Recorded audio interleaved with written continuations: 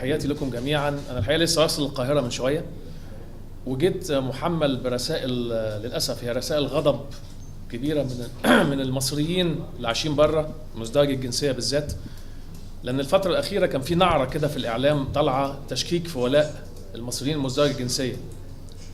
والحقيقة يعني بتعجب كثيرا جدا بالذات بعد حكم المحكمة الدستورية العليا اللي رجعت حق المصريين مزدوجي الجنسية انهم يترشحوا في البرلمان.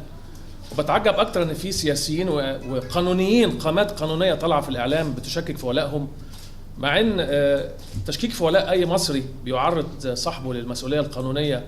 واحنا في الامانة العامة لشؤون المصريين في الخارج بنحتفظ بحقنا القانوني للرد على اي حد بيشكك في ولاء اي مصري سواء مزدوج الجنسية او لا. وفي مثل مصري ظريف قوي بيقول، يعني هو مثل بسيط يقول اللي ما يعرفش يقول عدس. عارفين طبعا المثل ده. حقيقة اللي ما يعرفش اقول له المصريين في الخارج ومزدوج الجنسية عملوا ايه لمصر في اصعب اوقات اللي كانت بتواجه مصر والضغط الكبير.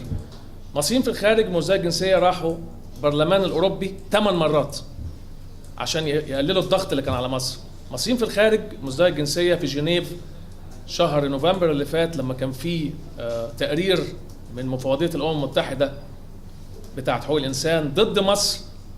المصريين في الخارج مزدوجي الجنسية هم اللي تصدوا له في جنيف على ايدي انا. المصريين في الخارج من مزدوجي الجنسية في امريكا هم اللي حشدوا 13,000 واحد وقفوا قدام مبنى الامم المتحدة عشان يدعموا كلمة الرئيس السيسي، وانا كنت موجود. مصريين المزدوجي الجنسية في لندن عملوا حشد جوه البرلمان البريطاني وعرفوا يجمعوا ناس من مجلس اللوردات ومجلس العموم عشان يعملوا لوبي يدافع عن مصر من الانجليز نفسهم. والامثله كتيره قوي قوي قوي قوي. فعشان كده بقول يعني اعتقد ان جه الوقت ان نراجع نفسنا قبل ما نقول تصريحات عنتريه عشان نزايد على مجموعه من الشرفاء.